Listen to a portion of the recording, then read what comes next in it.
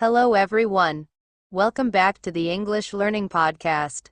Today the English story is Birtwick Park. At this time I used to stand in the stable and my coat was brushed every day till it shone like a rook's wing. It was early in May, when there came a man from Squire Gordon's, who took me away to the hall. My master said, "Good-bye, darky. Be a good horse, and always do your best." I could not say, "Goodbye," so I put my nose into his hand, he patted me kindly, and I left my first home. As I lived some years with Squire Gordon, I may as well tell something about the place. Squire Gordon's park skirted the village of Birtwick. It was entered by a large iron gate, at which stood the first lodge, and then you trotted along on a smooth road between clumps of large old trees. Then another lodge and another gate, which brought you to the house and the gardens. Beyond this lay the home paddock, the old orchard, and the stables. There was accommodation for many horses and carriages, but I need only describe the stable into which I was taken. This was very roomy, with 4 good stalls. A large swinging window opened into the yard, which made it pleasant and airy. The first stall was a large square one, shut in behind with a wooden gate.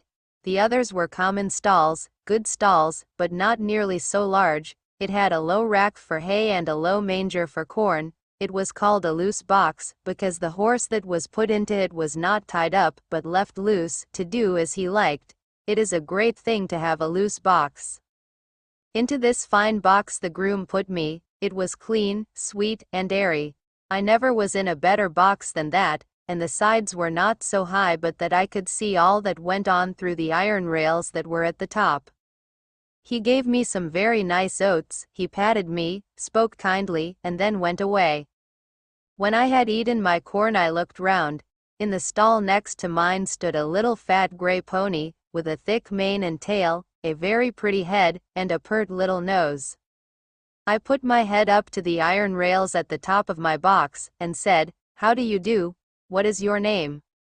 He turned round as far as his halter would allow, held up his head, and said, "My name is Merrylegs. I am very handsome. I carry the young ladies on my back, and sometimes I take our mistress out in the low chair. They think a great deal of me, and so does James. Are you going to live next door to me in the box?" I said, "Yes."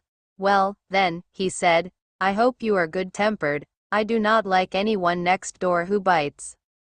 Just then a horse's head looked over from the stall beyond. The ears were laid back, and the eye looked rather ill-tempered. This was a tall chestnut mare, with a long handsome neck. She looked across to me and said, "So it is you who have turned me out of my box. It is a very strange thing for a colt like you to come and turn a lady out of her own home." "I beg your pardon," I said, "I have turned no one out. The man who brought me put me here, and I had nothing to do with it. And as to my being a colt, I am turned 4 years old and am a grown-up horse. I never had words yet with horse or mare, and it is my wish to live at peace." "Well," she said, "we shall see. Of course, I do not want to have words with a young thing like you." I said no more. In the afternoon, when she went out, Merrylegs told me all about it. "The thing is this," said Merrylegs. "Ginger has a bad habit of biting and snapping. That is why they call her Ginger, and when she was in the loose box she used to snap very much. One day she bit James in the arm and made it bleed, and so Miss Flora and Miss Jessie, who are very fond of me, were afraid to come into the stable.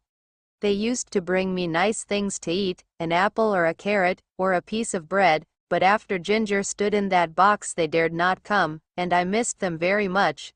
I hope they will now come again, if you do not bite or snap." I told him I never bit anything but grass, hay, and corn, and could not think what pleasure Ginger found it. "Well, I don't think she does find pleasure," says Merrylegs.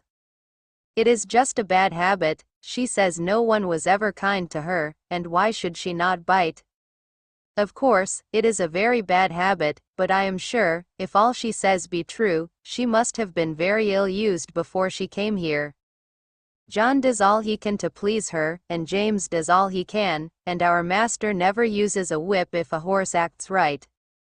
So I think she might be good-tempered here. You see, he said, with a wise look, I am 12 years old, I know a great deal, and I can tell you there is not a better place for a horse all round the country than this. John is the best groom that ever was. He has been here 14 years, and you never saw such a kind boy as James is, so that it is all Ginger's own fault that she did